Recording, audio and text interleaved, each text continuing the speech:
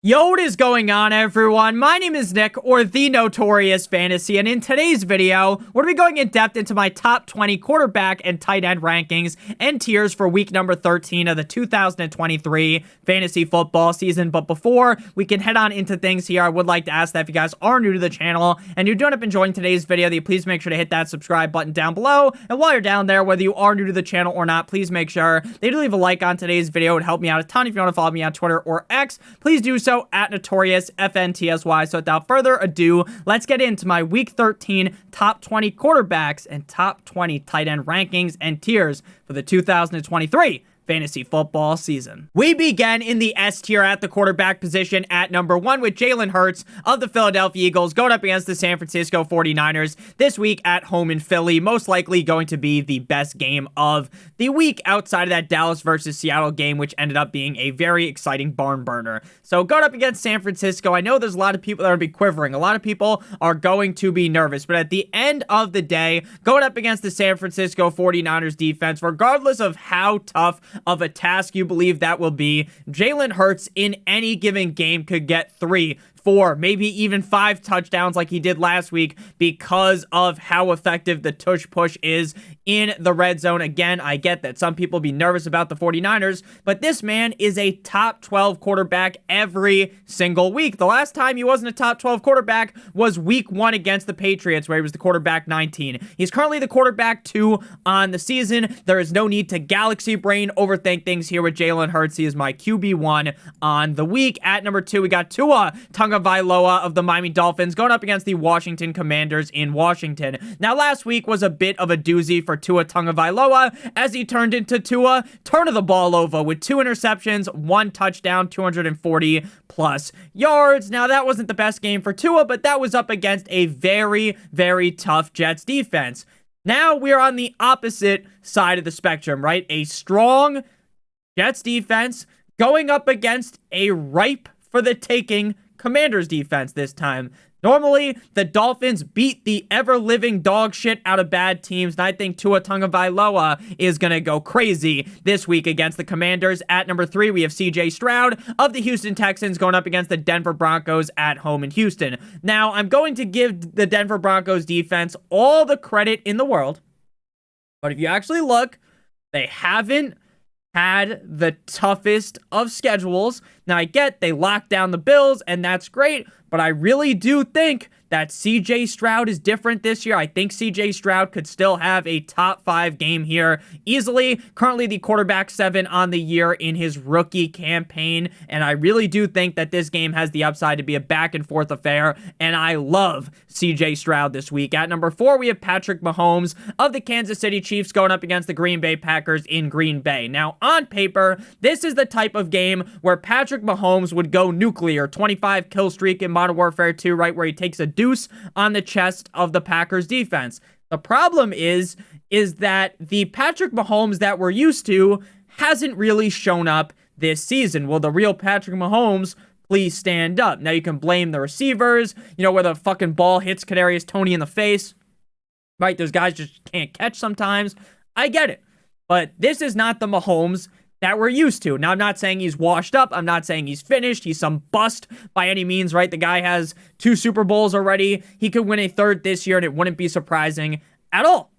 But this is a Chiefs team that, besides Travis Kelce and, I guess Travis Kelce and Rashee Rice, they just don't really have a lot of reliable weapons. I guess Pacheco as well. So Patrick Mahomes going up against the Packers, I think he's going to be fine. I think he should be a top 5 quarterback this week, but I don't want to rank him as like the quarterback 2 above Tua because, again, Tua's done that this season, and he's been a little bit more reliable than Mahomes, who is the quarterback 8 on the season, but it's very up and down. Quarterback 8, 15, 12, 30, 1, 7, 11, 17, 5, 11, 7. Normally, we're used to Mahomes just being a locked and loaded top 3 quarterback, top 5 quarterback weekly, and that has not been the case this season. Again, I'm not trying to shit on Mahomes. Not saying that Mahomes is washed, but it's something to talk about. At number 5, we got Trevor Lawrence, touchdown Jesus of the Jacksonville Jaguars going up against the Cincinnati Bengals. Back-to-back weeks inside of the top 6. And once I finally kind of gave up on Trevor Lawrence, right? He was the quarterback 31 against the Niners. He looked atrocious coming out the bye. And then he's going up against the Titans. And I didn't fully give up, but I said, you know what? I don't trust him. Even though this is a wet dream matchup, the type of matchup that will have you salivating all night long thinking about against the Titans, I worried. And rightfully so, I thought, because this season, Lawrence really hasn't lived up to my expectations. He hasn't been that surefire top 8, top 10 quarterback that I thought he would be entering into this year. But recently, he's ripped the Band-Aid off. Recently, he has played at a much higher level. On Monday Night Football against the Bengals defense, I think Trevor Lawrence is a lock to be a top 7, top 8 option. At number 6, we got Justin Herbert, the pervert of the LA Chargers, going up against the New England Patriots in New England. Now, Herbert in the past has struggled mightily against the Patriots defense, but this time I think things will be different. Though I will note that Brandon Staley is on the hot seat, and this might be a Kellen Moore disaster class with Herbert here. Quarterback 15 last week. Again, I should have blind belief that the Chargers should beat the ever-living shit out of a Patriots team that is given up, right? We saw Jabril Peppers after the game talk to Saquon Barkley, be like, you're lucky our team's ass, right? So the Patriots are in dismay. Even their own team believes they suck donkey cock. So up against the Patriots, realistically, the Chargers should stomp them. But they probably won't. I still like Justin Herbert outside of a couple, really just 2 real down games this season. He's been really reliable. Quarterback 5 on the season. Again, will he clutch up here? Maybe, maybe not. But what I do know is realistically, he shouldn't even be put into a scenario where he has to be clutch in this spot. And again, I am assuming that Keenan Allen plays with this ranking. If he doesn't play, then I would maybe knock him down to the B tier. At number 7, we got Big Cock Brock Purdy of the 49ers going up against the Philadelphia Eagles in Philadelphia. Quarterbacks this season have been chef's kiss magnifique against the Eagles defense this year. Now, last week up against Seattle on Thanksgiving, I thought this was going to be another great game out of Purdy, right? Because coming out the bye week 10 against the Jaguars in Jacksonville, 3 touchdowns, no interceptions, quarterback 6. The next week against the Bucks, 3 touchdowns, no interceptions, quarterback 2. Last week against Seattle on Thanksgiving, I was not thankful for Big Cock Brock because he fucking bent me over a table without the use of lube. 1 touchdown, 1 INT, quarterback 23, 1 off of being quarterback 22. So, no bueno. I think he hops back on the saddle. Again, this is another one of those matchups that could be very high scoring. The most fun game on Sunday's slate. So I'm going to believe, I will continue to believe in Brock Purdy. Moving down to the B tier, quarterback 8, Kyler Murray. Now, if we're keeping it $150, right? What I'm going to tell you right now is that if there wasn't 6 teams on bye, Kyler Murray would not be ranked as a top 8 quarterback. Russell Wilson probably wouldn't be ranked inside the top 10. There's no way in fuck Howell would be in the top 10, right? But because there are so many teams on bye, this is the scenario that we're stuck with. And we also don't get to talk about Dak or Geno because they already played on Thursday Night Football. So Kyler up against the Steelers in Pittsburgh. On paper, I am scared as fuck to play Kyler Murray. But Kyler normally still plays well against better defenses. We know that even if things don't go his way in terms of passing, he's able to maneuver out of the pocket, right? He might be able to juke out TJ Watt a little bit. Obviously, I'm still scared, right? Obviously, I'm not going to say that I'm 100% confident that Kyler Murray is this condom-wrapped quarterback you throw into your team super safe, right? No, he's not. But against the Steelers, with how good he's looked, quarterback 13, 6, and 9, I think this will be closer to like quarterback 10 type of a game. But again, I think he's going to be just fine considering there's so many teams on bye. At number 9, we have Mr. Unlimited Russell Wilson going up against the Houston Texans in Houston. We talked about this already. This could be a higher scoring matchup, back and forth affair. Coming out the bye, Russell Wilson has looked really good. Quarterback 12 last week up against a stout Browns defense, and this Texans defense is nowhere on the same level as the Cleveland Browns. I think this could be a game where Russ throws for 250 plus yards and 2 touchdowns. Maybe he mixes a pick in there, but that should still be good enough. Again, in a week where there are so many teams on bye to finish inside the top 12. At number 10, we have Sam Howell of the Washington Commanders going up against the Miami Dolphins. Now, this is a Dolphins defense that looks much improved compared to earlier on in the season. Now, last week, up against a Dallas defense that's pretty good, Sam Howell finished the week as the quarterback 10.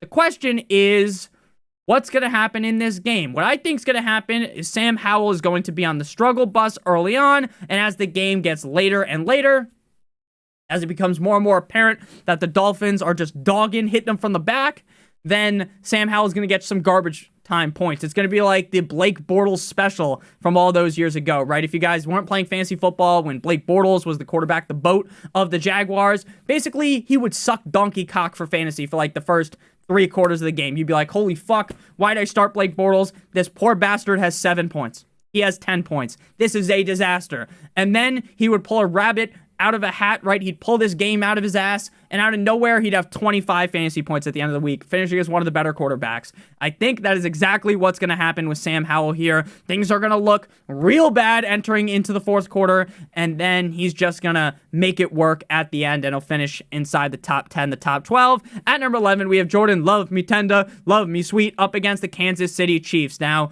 we have talked, and I did talk about this in the quarterback start sit video, that Jordan Love has essentially had like an Oreo cookie of a season. And if you don't understand that, I will explain it very simply. The beginning of the season, the guy is on fire, right? He's the cookie part, right? Then the middle of the season, from weeks, I'd say 5 through 9, it's the cream part where he's basically creaming your team. Pause, right? He's fucking you in the ass. He's kind of bad. He's throwing a lot of interceptions, bad turnovers.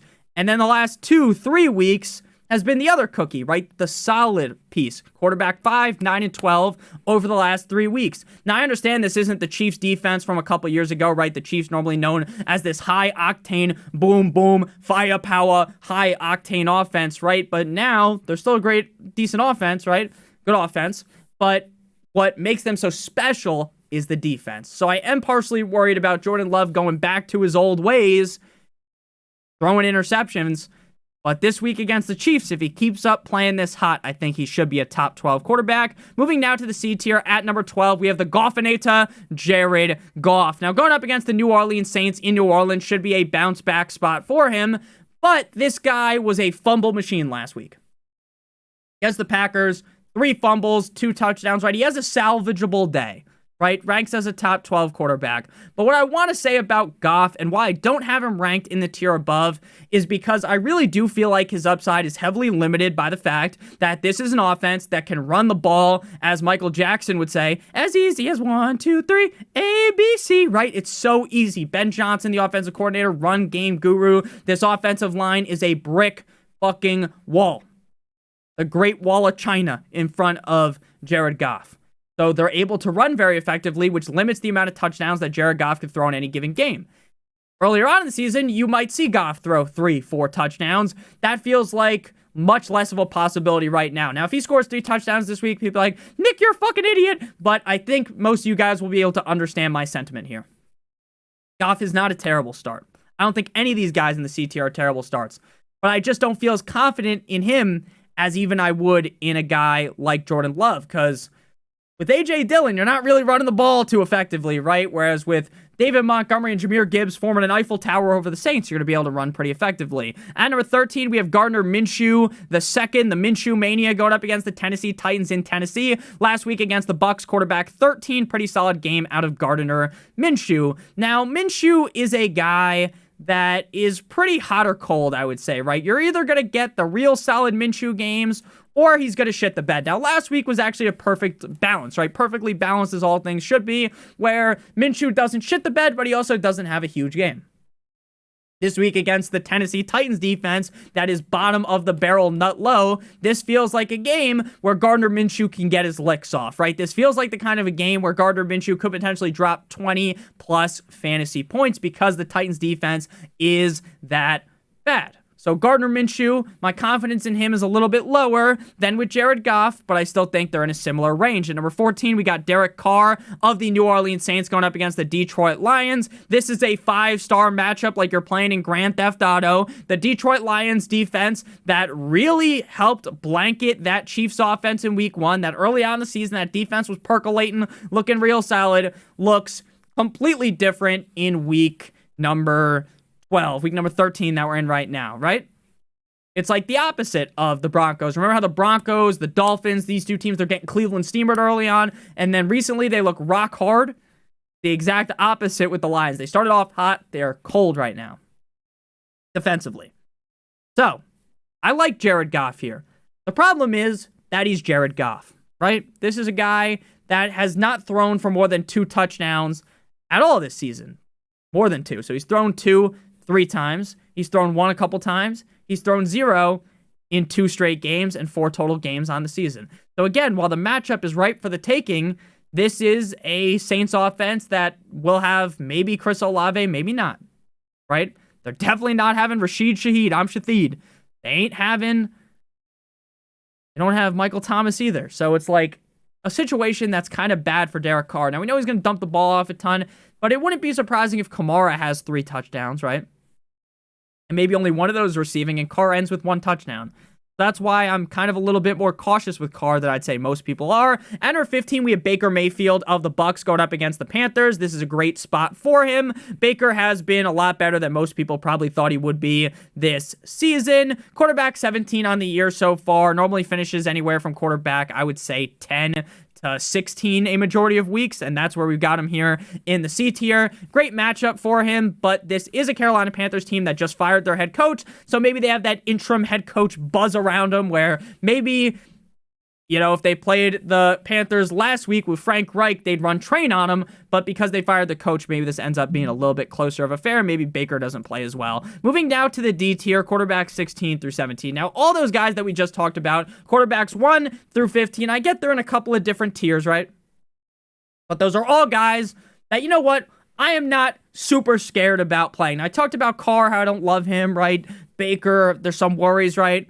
But now is when we enter a range where it's like, holy fuck, I have to start this guy, and I actually do not want to at all, but there's 6 teams on bye, so this is where we're stuck with. And it'll get even worse when we get into the next tier, and this is a large reason as to why we only did the top 20 quarterbacks, the top 20 tight ends this week, because there's just not a lot of guys to sift through. Before we break on down the rest of the quarterbacks, then get on into the tight end rankings for the week, I would like to give you guys a quick word for our friends and our sponsor over at Underdog Fantasy. Underdog Fantasy is the best place to play NFL Pick'em in the whole entire universe, and Underdog has a great offer for you guys today that I'm going to be talking about in just a couple of seconds. But first, I want to explain to you guys how Underdog Pick'em works. So we are going to have to pick a minimum of 2 players from at least 2 different teams. So we're going to start out here with the Dolphins at the Commanders game. We are going to go with higher than half a rushing or receiving touchdown for Tyreek Hill. And then we are going to go to the Colts at Titans game, and we are going to go with Zach Moss higher than half a rush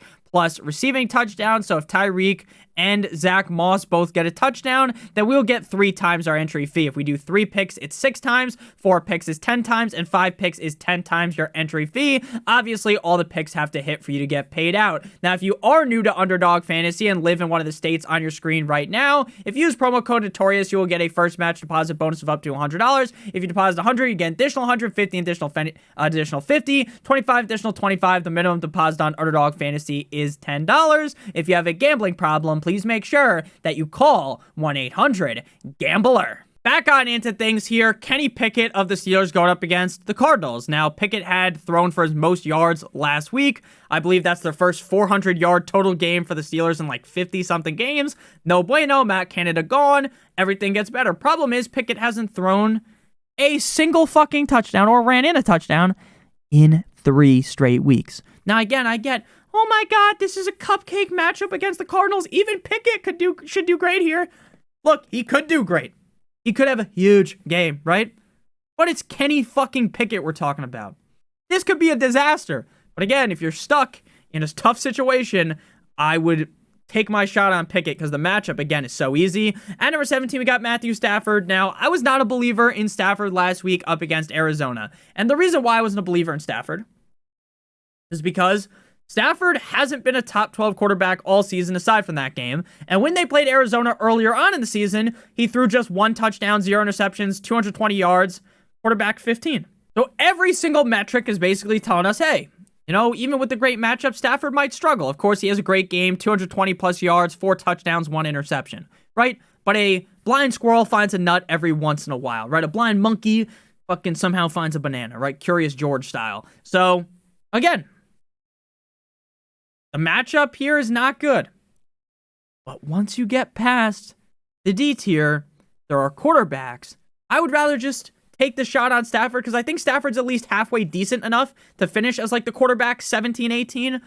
Once we get into this range, which is quarterbacks 18 through 20, like, are you really wanting to start Jake Browning in the E tier going up against the Jacksonville Jaguars on Monday Night Football? Jake Browning has been somewhat solid, right? He hasn't been turning the ball over, making crazy bad decisions, but he's also not good. He's not great. The Jaguars defense has shown at points this season to be solid.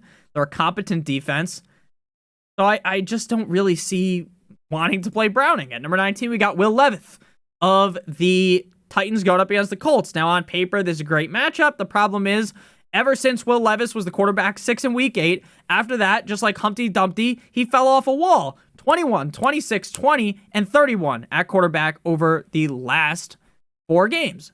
Quarterback 31 is like astonishingly bad. So, again, great matchup. So he's quarterback 19. If there wasn't 6 teams on bye, he'd be nowhere near here. At number 20, we got Bryce, I don't wanna die too young, of the Carolina Panthers going up against the Tampa Bay Buccaneers. Now, maybe losing Frank Reich will nip Bryce Young in the ass, right? Light a fire under his ass. Maybe this is the best version of Bryce Young we will ever see. But again, haven't seen anything this season outside of 1 game against Detroit where he was a top 10 quarterback as to why we should believe in him. The Bucs defense isn't that great. But again, Bryce Young is struggling mightily this season. Moving to the S tier at the tight end position. Make sure if you guys have enjoyed this far, you hit that like button, you hit that subscribe button down below if you are new to the channel. So at number 1, we got Travis Kelce. I know, right? Very shocking, Mr. Swift here. Tight end 5 and 2 over the last 2 weeks. Now, outside of that game where he was locked up, don't let me out, without a key, you know, locked in without the key here against the Dolphins in week 9, tight end 29. He's been a top 8 tight end every week, aside from another game where he was the tight end 14. He's the tight end 2 on the season. Doesn't matter if he's going up against the Packers, the 85 Bears, the best defense to ever stop a tight end, because Travis Kelce is still going to find his way into the end zone, find his way into 8+ targets. I just think this is going to be another big game for Kelce. At number 2, we got Sam Laporta of the Lions going up against the Saints in New Orleans. Tight end 3 last week on Thanksgiving against the Packers. 5 receptions, 8 targets, 47 yards, and a tug against the Saints. Touchdown upsides there. He's been one of the more reliable tight ends on the season. He's got top 3. He has number 1 upside any given week in this Detroit Lions offense. So at number 2, feels fair for him. At number 3, we have George Kittle Me Timbers of the San Francisco 49ers going up against the Philadelphia Eagles in Philadelphia. Now, George Kittle recently almost ditched that moniker that's around him, that he is one of the most boomer bust tight ends to ever live. Last week, though, we saw that bust pause occur for George Kittle, tight end 26. Before that, tight end 1, 3, 2, and 8. Regardless of what you think about the Eagles defense, they're not the best against the tight end, and George Kittle is one of the best tight ends in the NFL. I get that there are going to be games where Kittle shits the bed like last week and scores 5 fantasy points, but there's also going to be weeks where the Philadelphia Eagles are gargling this bastard's balls and he scores 28 fantasy points. The upside is too damn high to sit him. Moving now to the A tier, we move to tight end number 4, Trey McBride of the Cardinals going up against the Steelers in Pittsburgh. Now, there was some worry initially, at least from me, that, hey, maybe when Zach Ertz comes back, that'll mean that Trey McBride will maybe get kind of cucked out of some work, but Zach Ertz requested a cut. They cut his ass. So it's Trey McBride season, limited in practice on Friday, but I believe he said he's going to be good to go, so I assume he's going to be playing. Again, sometimes make an assumption makes an ass out of you and me, but here feels like he will play. The matchup reeks to high heaven, but he is Kyler's favorite target. It feels like Kyler just locks onto him And he's been very safe over the last 3 weeks, so I'm going to continue to believe in that. At number 5, we have Easy E, Evan Ingram going up against the Bengals. At home in Jacksonville, Evan Ingram is another one of those super safe tight ends like wrapping a Durex around your squad. Tight end 8 on the season. The majority of his weeks are found inside of the top 7 at the tight end position. Now, he hasn't scored a touchdown all year, which is truly shocking. Like, you're the tight end 8. You have 82 targets, 64 receptions, 524 yards, and you don't have a single touchdown. So I'm just going to argue that he's due. Maybe this is the week that he gets his toes wet here. In the B tier, we move to tight end number 6, Pat Freiermuth, going up against the Arizona Cardinals at home in Pittsburgh. Now, last week, Pat Freiermuth had 11 targets, 9 receptions, 120 yards as the tight end number 1, right? They take Matt Canada out of the offense, where that was an offense where Freiermuth was getting 4 targets at best. Some games he was just getting 1 target, and now getting 11 targets. Now, is this a scenario like we talked about? Hey, a blind squirrel finds a nut every once in a while. Like, this is a huge outlier. Or is this the new? Is this the new without Matt Canada that we're to be seeing Pat Freiermuth a lot more involved? We shall see. And up against the Cardinals defense, I think you would be foolish to not take that chance again because the matchup is so great. At number 7, we got Taysom Hill. Now, this is a Saints team, again, that's guaranteed to be without Rashid Shaheed, guaranteed to be without Michael Thomas. Now, Chris Olave might play, he might not play, but regardless, that leaves Taysom Hill as a much bigger piece in this offense than normal. Now, from weeks 6 through 9, he was balling. Tight end 6, 6, 3, and 6. Recently, tight end 45 and 17. But again, the upside with this man's immense. He could throw a touchdown, catch a touchdown, rush a touchdown, do all 3, all in the same game. And the matchup is great against the Lions. I get that Taysom Hill is far from safe, but in fantasy football, the tight end position is the most volatile position. There's even studs. Guys like Trey McBride, right, who I would view right now as a stud at the tight end position. He could go out there and score 3 fantasy points, and it wouldn't surprise me, right? So why not take the highest upside shot in Taysom Hill? At number 8, we got David Njoku going up against the Rams. Now, we'll see if cool Joe Flacco feeds David Njoku like DTR has been doing, 9, 15, and 9 targets over the last 3 weeks. Great matchup against the Rams, as the Rams are kind of supple to the tight end, right? The Rams defense, no bueno against the tight end. The tight end normally runs train on them. So we'll see here what the Chief Njoku does. If Flacco wasn't playing and DTR or PJ Walker were in, I would have him ranked as the tight end 6, maybe even inside of the 8 tier. But because the quarterback changed, he's ranked as the tight end 8. At number 9, we got Logan Thomas of the Commanders going up against the Dolphins. Now, we talked about this in the start-sit video, and I talked about this in my live stream yesterday. Logan Thomas is one of the most boring tight ends to play in fantasy football because you know damn well he's probably never going to finish inside the top 5. Now, he did once this season against the Bears, right? That huge game in week 5, 9 receptions, 77 yards, and a tug, right? That's cool. But most weeks, he finds himself as the tight end 10 through 14, which again, it's not a sexy play. He's never really going to win you your week. But again, with a position at the tight end being so volatile, he deserves a spot inside the top 10 because of his immense amount of safety. Moving now to the C tier, tight ends 10 through 12. This is where I start really shaking. My teeth start clattering, whatever the fuck you want to say about that, where you start to get a lot more nervous. Number 10, we got Juwan Johnson. Now, again, so many missing pieces of the Saints is what will elevate Juwan Johnson to the spot. If Michael Thomas, Shaheed, Olave, they're all in, then Quentin Johnston is falling down the rankings. But because we have to understand the situation that he's in, he gets elevated into this spot. I think he should get around 6 to 8 targets this week. At number 11, we got Cade Otton. Now, Cade Otton, over the last 5 or 6 weeks, has been a lot more consistent as a locked and loaded top 18 option. Now, Cade Otton is one of these guys that if you could just transport him onto a different team, then Cade Otton would be feasting, right? Cade Otton would be eating because he didn't have to deal with Godwin, who may or may not play, deal with Mike Evans, Rachaad White, right? All these guys that just deserve a lot of targets, and rightfully so. Cade Otton's a guy that's never really going to go over the top, right? He's never jumping off the top rope, right? Not hitting no one with the 619 Rey Mysterio, but he's probably going to be just fine. Again, he's like a less sexy version of Logan Thomas because I feel a lot more risk playing Otton than Logan Thomas.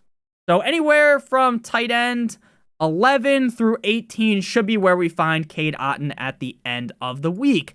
At number 12 to close out the C tier, we got Kyle Pitts. Now, the Jets defense actually isn't the best at covering the tight end. No, everyone and their mom gives the Gawk 9000 special to the Jets defense, but they're not the best against the tight end. But then again, you have to trust Desmond Ridder, who is going to get plowed in this game. Like the snow. He is going to get sent into the dirt by the Jets defense. So Kyle Pitts is a guy that I was on in the offseason. So you know what? This is the year that Kyle Pitts figures it out. I faded him in his rookie year. I faded him in 2022. And I was like, you know what? In 2023, I'm going to hop on. Because no longer did you have to draft him in like the 4th round, the 5th round. You could wait until the 8th round in some leagues. Some leagues, people were so burnt off Kyle Pitts. There were leagues where he was going in like the 10th round. So it's like, okay, I'm willing to take that discount shot on him. It was wrong. He's the tight end 18. He's never fun to play. But hey, he's Kyle Pitts. And at any given point, he could have 2-3 touchdowns and it wouldn't surprise you. At number 13, we move to the D tier. Gerald Everett going up against the Patriots in New England. Tight end 6 last week, going 4 for 4 like he was at Wendy's for 43 yards and a touchdown. This week he gets a Patriots defense that is down astronomical. Everett's a guy that's going to get his 2 to 4, 5 targets every single week, and he needs to score to be useful because he's not going to get 70, 80 yards. So if you get the touchdown this week, you'll be happy. If not, sleeping with the fishes. At number 14, we got Tyler Conklin going up against the Falcons. Tim Boyle will probably give him 5-6 targets because, again, the Jets receiver core is just abysmal outside of Garrett Wilson. Allen Lazard is terrible. So against the Falcons defense, that's not the best against the tight end. Conklin should be okay. But again, do we really see him blowing up with Timmy Boyle? No. At number 15, we got Tyler Higbee going up against the Browns. Now I know, oh my God, Higbee 5 for 5 for 29 yards and 2 touchdowns last week. He's not doing that again. This fucker has 2 touchdowns on the season, and they were both last week. Now he's going up against the Browns defense. It's screaming at you not to play him, but some people probably will because, again, they're in a pickle at tight end. Moving now to the E tier. The rest of the tight ends, at number 16, we got Tucker Kraft Mac and Cheese going up against the Chiefs on Sunday Night Football. Tight end 11 last week. This is another guy just like Everett where you need the touchdown. He's probably going to get anywhere from 2 to 3 targets at most. If he scores, you're happy. If not, you're down bad. At number 17, Hunter Henry. Hunter Henry had 0 targets last week. Bailey Zappi isn't a big tight end guy. And I know all of us are big tight end guys. Everyone likes a nice supple tight end there. And I've said supple like 3 times. People are going to think I'm a fucking pervert or something. But, because that's just like a real sicko word to use. But, yeah, Hunter Henry going up against the Chargers. Revenge game. I kind of moved him up in the rankings because of the revenge game. Number 18, Jonnu Smith going up against the Jumbo Jets. Now, it seems like the run of Jonnu Smith being reliable is kind of just now dead. Tight end 58 and 50 over the last 2 weeks with 0 targets last week, 3 targets the week prior. I'm just praying for 3 targets here because Jonnu Smith has more touchdowns on the season than Pitts. At number 19, we got Chig. Chig actually had a good game last week, 5 targets, 4 receptions, 45 yards, no touchdowns. But again, that's a good game considering how bad he's been this season. We all know this guy's talented. We all know in a lot better spots he'd be doing much better. He'd be doing mighty fine. But he's the tight end 1 of the Titans. Tight end 19. At number 20, Tanner Hudson. This guy sounds like he fucking... one of my friends' name is Tanner. Tanner, the name, just sounds like a guy that has like a raccoon cap that's like in the woods just demolishing birds. Like right out the sky. Buckshot. The buckshot isn't used on that. That's used on deer, I think. That would make sense, right? Buckshot on a buck. That makes sense. But again, people that are gun guys that know more about guns than me. I'm not a huge gun guy. Don't know too much about it aside from playing Call of Duty. But people be like, Nick, you fucking idiot. You don't know. Like, my dad will be watching this. He was in the Air Force. He'll be like, Nick, you cocksucker. That was incorrect. You fucking idiot. So it is what it is. Gonna get 4 or 5 targets. That's good enough to be ranked as the tight end 20. About all I got to say about him. So thank you guys all so much for watching. If you did end up enjoying, make sure you guys hit that subscribe button down below, as well as hitting that like button. It would help me out a ton. If you want to follow me on Twitter or X, please do so at NotoriousFantasy. If you'd like to check out my Patreon, you can get access to my weekly rankings, as well as an answer to any of the questions you guys may have. Again, if you want to follow me on Twitter, do so at NotoriousFantasy. Check out one of the videos on your screen right now if you haven't seen them already. Love you guys all. See you guys tomorrow for the Sunday live stream prior to kickoff on Sunday around 12 p.m. Eastern Standard Time at the latest. Might be 11:45, might be 11:30, could be 12 though. I love you guys. Have a great one. As always, good boy.